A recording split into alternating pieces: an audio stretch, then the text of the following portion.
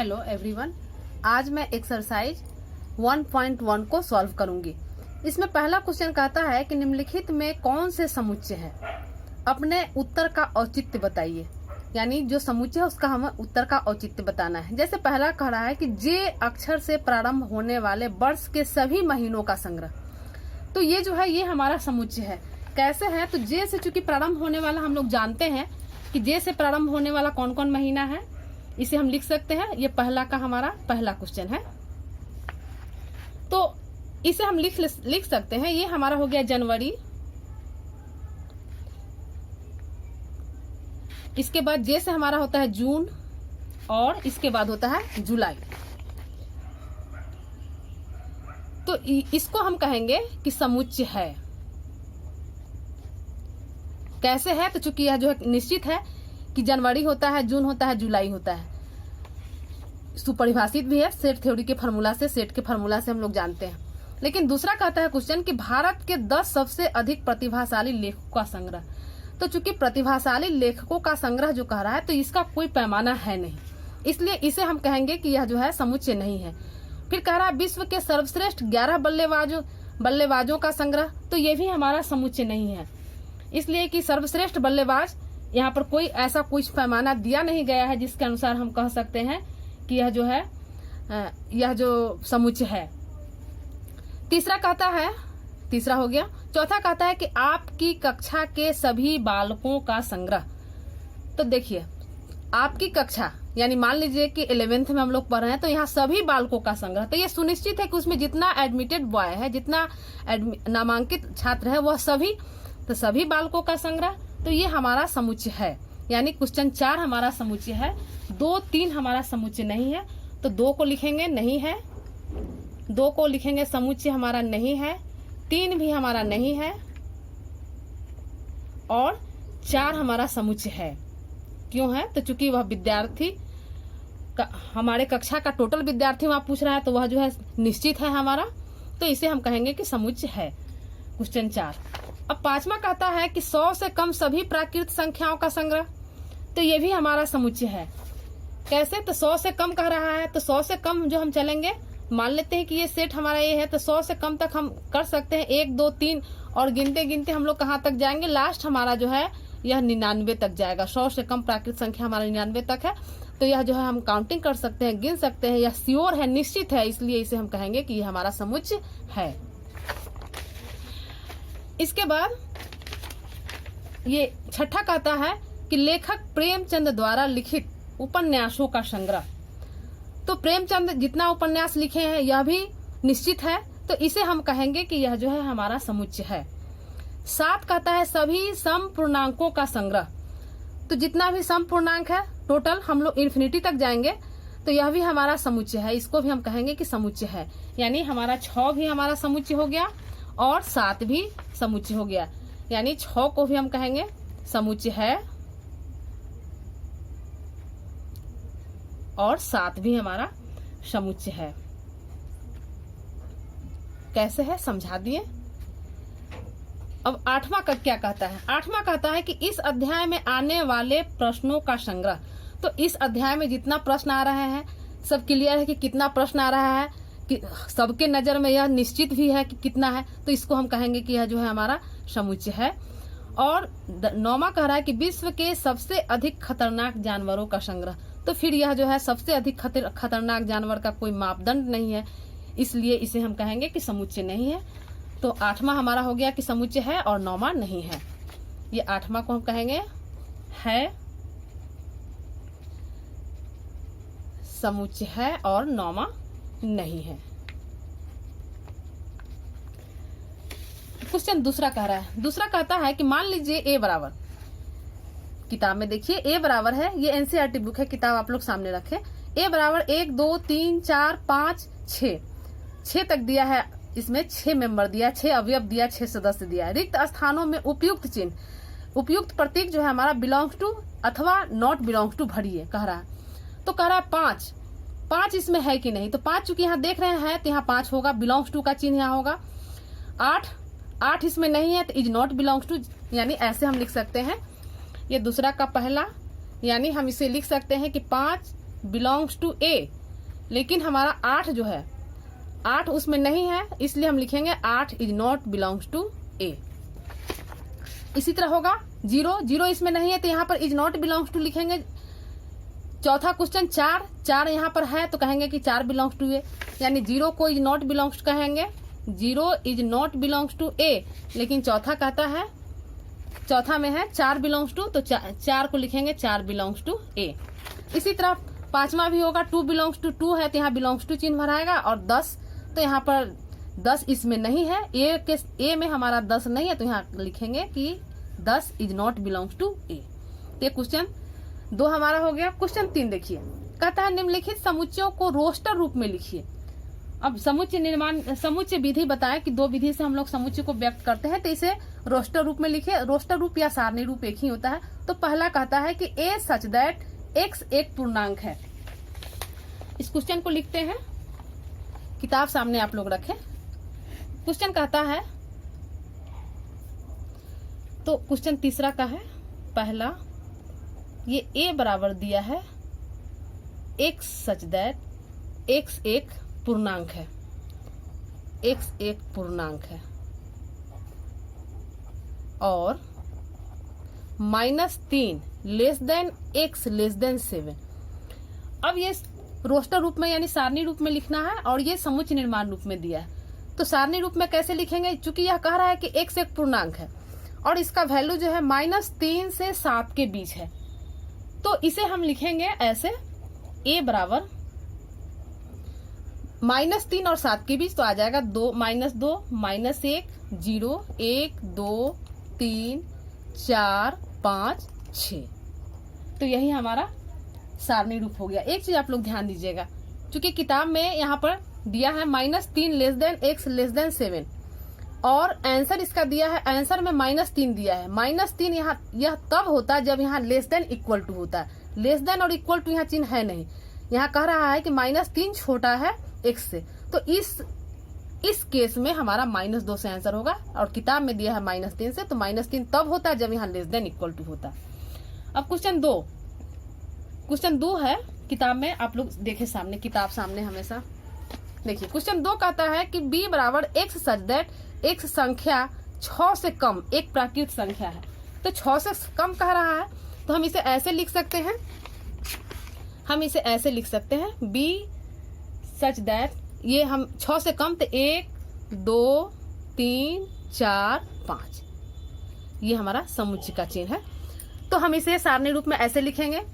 तीसरा क्वेश्चन कहता है सी कहता है एक्स सच दैट एक्स 2 अंकों की ऐसी प्राकृत संख्या है जिसके अंकों का योगफल 8 है।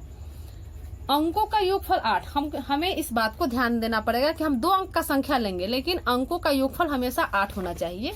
तो इसका आंसर हम ऐसे लिख सकते हैं, तीसरा का अंकों का योगफल, ये हमेशा ध्यान रखेंगे कि अंकों का योगफल हमारा 8 आना चाहिए। तो यानी 17 अगर हम लिखते हैं तो 17 हमारा 7 1 8 हो जाएगा, तो इसका उल्टा हम लिख सकते हैं 71, ये भी 7 1 8 हो जाएगा।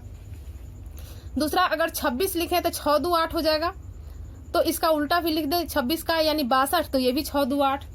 35 लिखें तो 5 3 8, अंकों का योगफल 8 हो गया, और इस 53 भी लिखेंगे तो ये अंकों का योगफल 8 हो जाएगा। इसके बाद अगर 44 लिखें, 4 1 वाला ले लिए, 2 ले लिए, 3, तो 4 4 4 8 हो गया, और 5 वाला यहाँ लिख चुके हैं, 6 वाला भी लिख चुके हैं, 7 वाला भी लिख चुके हैं, तो एक 8 के साथ यानी 8 0 को जोड़ेंगे, यानी 80 जो है इसको भी जोड़ेंगे दोनों अंकों को, तो योगफल 8 हो जाएगा। यानी इसमें सबका जो भी अंक है हमारा सबको जोड़ेंगे तो अंकों का योगफल हमारा 8 हो जाएगा। अब चूंकि हमने यहाँ ऐसे लिख दिया, समुच्चय में एक चीज हम लोग ध्यान देंगे, समुच्चय जो हम लोग लिखते हैं तो इसमें अंक, इसमें कोई भी सदस्य अगर उलट फेर आ जाए, यानी यहाँ 71 यहाँ भी रहे इधर भी रहे, तो मान में हमारा कोई अंतर नहीं होता है, समुच्चय हमारा वही रहेगा। इसलिए हम इसको ऐसे लिखे, चाहे सजाकर इसको हम ऐसे लिख दे, 17 अंकों के रूप अनुसार सजा के लिख दे, 17 26 35, 17 26 35, इसके बाद 44 आएगा, 44 के बाद 53 आएगा, 53 के बाद 62 आएगा, 62 के बाद 71 80। तो समुच्चय के अवयव को इधर उधर लिखें तो मान में कोई फर्क नहीं होता है। तो ये हमारा क्वेश्चन सी हो गया। क्वेश्चन डी देखिए, डी का ये चौथा कहता है कि डी बराबर एक्स सच दैट एक्स एक अभाज्य संख्या है जो संख्या 60 की भाजक है। संख्या ये एक्स कह रहा है कि अभाज्य संख्या है, ये ध्यान देना है कि अभाज्य है, लेकिन वह 60 का भाजक है। तो 60 का भाजक अभाज्य संख्या हमारा हो जाएगा, ये चौथा है, ये हमारा डी हो जाएगा।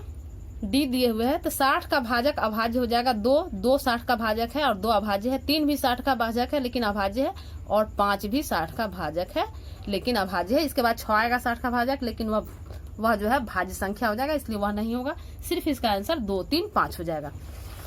क्वेश्चन 6 कहता है, पांचवा कहता है कि ई बराबर दिया है ट्रिग्नोमेट्री शब्द की सभी अक्षरों का समुच्चय। देखिए यहाँ पर ध्यान देने की जरूरत है कि जब भी हम किसी शब्द को समुच्चय के रूप में लिखेंगे, अलग अलग करके लिखेंगे, तो हमारा कोई भी अक्षर उसमें रिपीट नहीं हो, कोई अक्षर दोबारा न लिखा है, इस चीज को ध्यान देंगे। यानी टी 2 जगह है, एक जगह टी लिखेंगे, आर 2 जगह है, एक जगह लिखेंगे, और इसके बाद 2 जगह ओ है तो एक जगह लिखेंगे, इस चीज को ध्यान देंगे। यानी ट्रिगोनोमेट्री को हम लिख सकते हैं, ये हमारा पांचवा है। ई को लिख सकते हैं TRIG,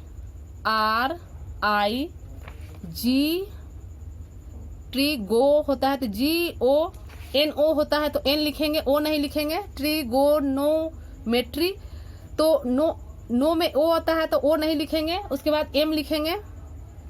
मेट्री E होता है, T होता है तो T लिख चुके हैं, T नहीं लिखेंगे। R होगा तो फिर R लिख चुके हैं, R नहीं लिखेंगे, तो यहाँ पर Y, लास्ट का अक्षर Y, तो इसे हम समुच्चय के रूप में ऐसे लिखेंगे। और लास्ट क्वेश्चन कहता है F बराबर बेटर शब्द की सभी अक्षरों का समुच्चय। तो इसमें भी हम लोग देख रहे हैं कि यहाँ पर जो है 2 बार E है और 2 बार T है, तो लिखेंगे BETR, इसको हम लिखेंगे BETR।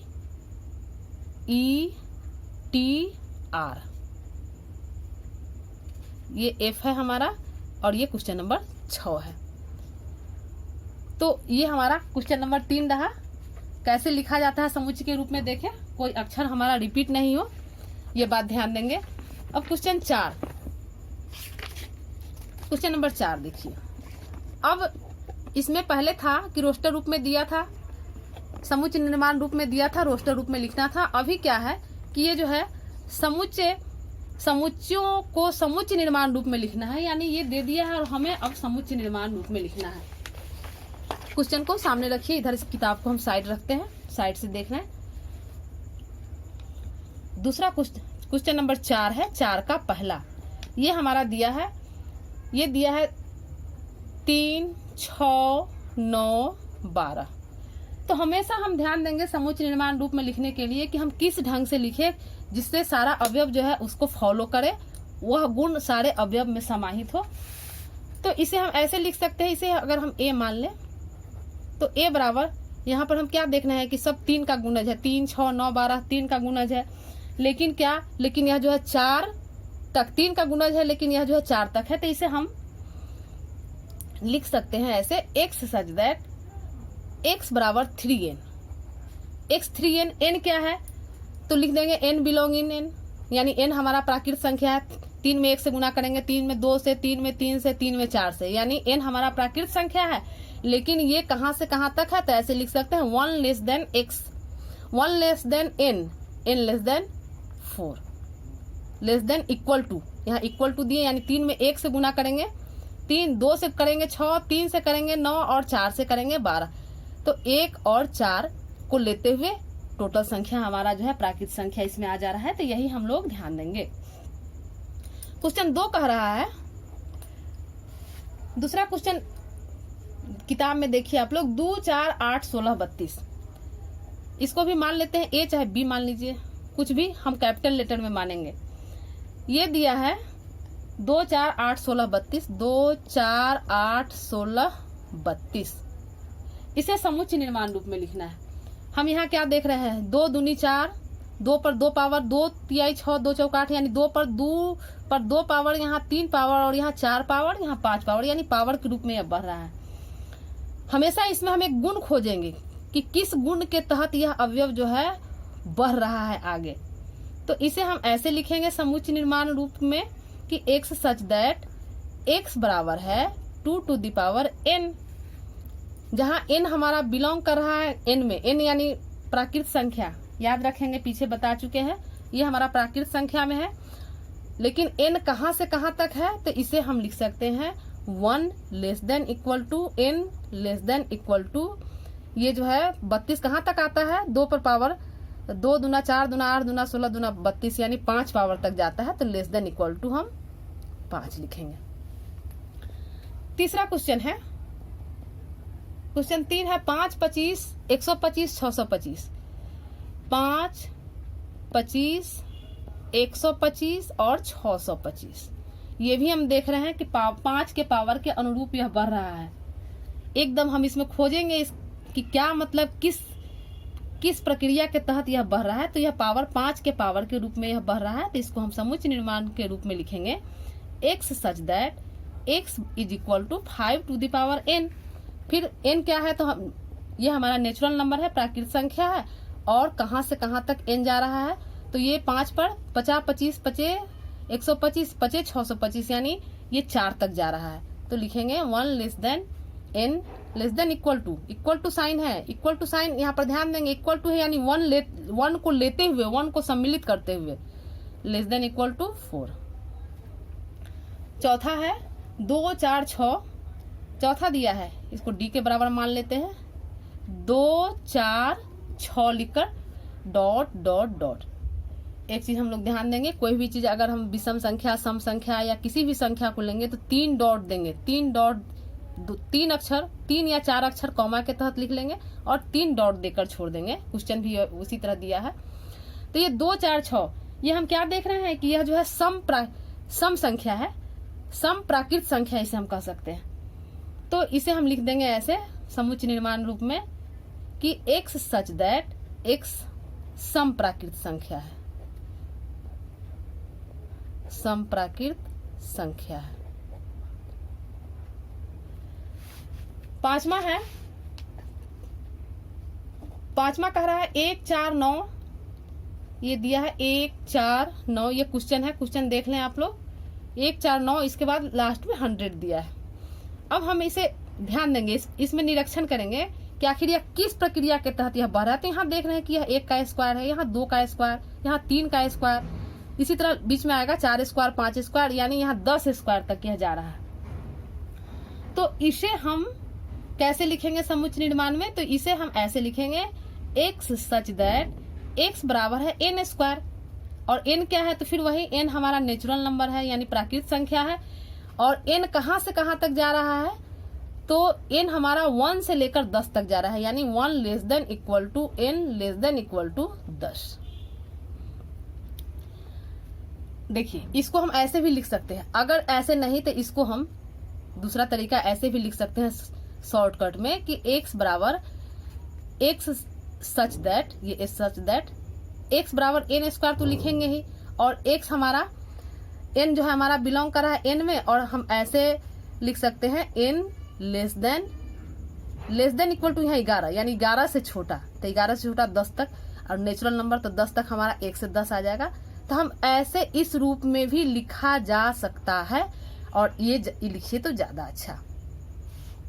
अब क्वेश्चन 5 देखिए, ये क्वेश्चन 5 कहता है कि निम्नलिखित समुच्चयों के सभी अवयवों को सूचीबद्ध कीजिए। सूचीबद्ध करना है, यानी ये समुच्चय निर्माण रूप में दिया है, इसे हमें सारणी रूप में लिखना है। तो किताब सामने रखें तो ज्यादा अच्छा रहेगा, समझने में भी लिखने में भी, चूंकि यहाँ आप लोग सामने किताब रखें, हम आंसर सिर्फ लिखते जा रहे हैं। तो क्वेश्चन 5 है, क्वेश्चन 5 में कह रहा है पहला कि a बराबर x सच दैट x एक विषम सम संख्या है, विषम प्राकृत संख्या है। तो 5 का पहला का a लिखते हैं, a दिया हुआ है विषम प्राकृत संख्या, यानी ये हमारा 1, 3, 5, 7 और 3 डॉट देकर हम लोग छोड़ देंगे, तो ये हमारा हो गया विषम प्राकृत संख्या। दूसरा कहता है, क्वेश्चन देखिए, दूसरा कहता है कि b बराबर x सच दैट x एक पूर्णांक है और minus half less than x less than 9/2। यानी इसको क्वेश्चन को इस क्वेश्चन को लिखते हैं, थोड़ा टेढ़ा है, समझना है। x सच दैट x एक पूर्णांक है। यहाँ ध्यान देंगे, इस लाइन पर ध्यान देंगे। यह कह रहा है पूर्णांक है, लेकिन ये कह रहा है कि half less than x less than 9/2। तो हम लोग ध्यान देंगे कि इस दोनों के बीच में माइनस हाफ से माइनस 9/2 के बीच में कौन सा पूर्णांक आता है। तो माइनस हाफ, यहाँ पर इसे संख्या रेखा पर समझ लें। यहाँ पर चूंकि इधर जाएंगे तो 1 2 3 4 डॉट डॉट आगे जाएगा, और इधर आएंगे तो -1 -2 डॉट डॉट जाएगा। तो देखिए माइनस हाफ, यहाँ इस दोनों के बीच में माइनस हाफ आएगा, और 9/2 का मतलब क्या हुआ, 4.5, यानी 4 से आगे, तो 4 से आगे आएगा पॉइंट। तो ये माइनस हाफ और 9/2, यानी माइनस हाफ, यानी यहाँ पर इससे और 9/2 यहाँ, इसके बीच कौन सा पूर्णांक आता है। तो यहाँ हमारा इसके बीच आता है 0 1 2 3 4। तो हम यहाँ पर लिख देंगे 0 1 2 3 4। चूंकि यह पूर्णांक कह रहा है तो हम पूर्णांक संख्या इसमें लिखेंगे। तीसरा क्वेश्चन कहता है कि c बराबर है x सच दैट x एक पूर्णांक है और x² less than equal to 4। पूर्णांक है लेकिन x² जो है लेस देन और इक्वल टू 4 है। तो तीसरा क्वेश्चन देखें, c बराबर, क्वेश्चन है x एक पूर्णांक है, सामने लिखना पड़ता है x सच दैट x एक पूर्णांक है, और ये कह रहा है कि x² less than equal to 4, यानी x² जो है 4 के बराबर है। तो हम इसमें अब कौन सा वैल्यू डालें। पूर्णांक कह रहा है और इस रूप में है, x² less than equal to 4 है। तो ये हमारा हो जाएगा c बराबर हो जाएगा -2 -1 0 1 2। तो ये हमारा पूर्णांक है, और 4 x², यहाँ x² शब्द है, x² है, यानी x का वैल्यू अगर -2 लेंगे तब भी हमारा 4 आएगा, और +2 लेंगे तब भी 4 आएगा। तो इसलिए हमें -2 से लेकर 2 तक इसका हम वैल्यू लिए। पूर्णांक संख्या -2 से 2 तक लिए, यहाँ लेस देन इक्वल टू शब्द लगा हुआ है इसीलिए। चौथा क्वेश्चन 5 का देखिए, 5 का चौथा कह रहा है कि d बराबर है x such that x loyal शब्द का एक अक्षर है। लॉयल में चूंकि LOYAL लिखा हुआ है, तो LOYAL लिखा हुआ है, तो हम इसे L 2 जगह है, एक जगह लिखेंगे और सिर्फ लिखेंगे LOYA। ये चौथा हो गया। और 5वां कहता है कि E बराबर है x सच दैट x वर्ष का एक ऐसा महीना है जिसमें 31 दिन नहीं होते। ध्यान रखिए, किसमें ऐसा महीना कह रहा है जिसमें 31 दिन नहीं होता। तो हम इसमें लिखेंगे E बराबर, जनवरी में 31 दिन होता है, नहीं लिखेंगे। फरवरी लिखेंगे, फरवरी में 28 या 29 होता है। इसके बाद अप्रैल लिखेंगे, मार्च में 31 होता है, नहीं लिखेंगे। अप्रैल में 30 होता है। इसके बाद जून लिखेंगे, इसमें 30 होगा। फिर जुलाई अगस्त 31 हो जाता है, सितंबर लिखेंगे, और अक्टूबर में 31, फिर नवंबर लिखेंगे। तो ये हमारा हो गया वैसा महीना जिसमें 31 दिन नहीं होता है। और लास्ट है छठा कि x सच दैट x अंग्रेजी वर्णमाला का एक व्यंजन है जो k से पहले आता है। क्वेश्चन किताब में देखिए k से पहले आता है और व्यंजन है। तो चूंकि यहाँ ध्यान दीजिए k से पहले तो a भी आएगा, लेकिन व्यंजन कह रहा है इसलिए a को नहीं लिखेंगे, b लिखेंगे, B C D लिखेंगे, E नहीं लिखेंगे, फिर F लिखेंगे, G H I नहीं लिखेंगे और J लिखेंगे। इसमें से हम स्वर को छोड़कर सिर्फ व्यंजन लिखे, चूंकि क्वेश्चन ही कह रहा है कि व्यंजन आता है। तो ये हमारा क्वेश्चन 5 हो गया। और क्वेश्चन 6, तो क्वेश्चन 6 में देखिए, किताब में ही देख लीजिए, क्वेश्चन 6 बहुत ही आसान है। इसलिए क्वेश्चन 6 कहता है कि बाईं ओर रोस्टर रूप में लिखित और दाईं ओर समुच्चय निर्माण रूप में वर्णित समुच्चयों का मिलान कीजिए। मिलान करना है। तो पहला दिया है 1 2 3 6, पहला दिया 1 2 3 6। तो ये अब हम इधर देखेंगे कि किसमें यह मिलान कर रहा है। तो यहाँ जो है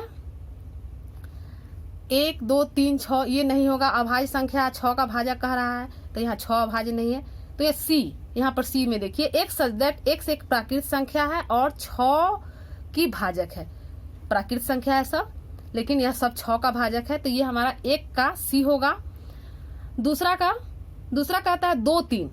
2 3 क्या है, तो देखिए 2 3 ये x सच दैट x एक अभाज्य संख्या और 6 का भाजक है, तो 2 3 हमारा यहाँ अभाज्य संख्या और 6 का भाजक भी है, यानी 2 का ए हो गया। तीसरा मैथमेटिक्स का मेरा ये हो गया डी, ये जान ही चुके हैं।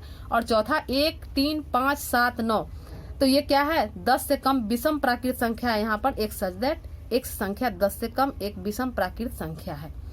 तो ये आज हमारा ये एक्सरसाइज 1.1 कंप्लीट हो गया। आप लोग पूरा अच्छे से देख लें। धन्यवाद।